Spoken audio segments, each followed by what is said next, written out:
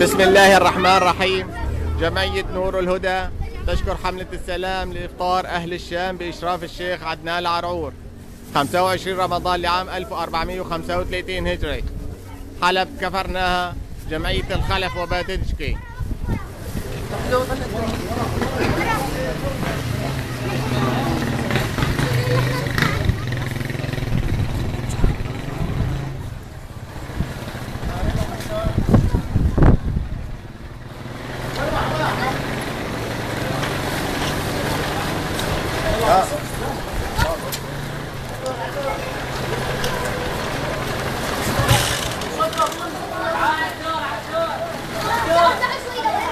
حملة السلام لإفطار أهل الشام بإشراف الشيخ عدنان العرعور 25 رمضان لعام 1435 هجري.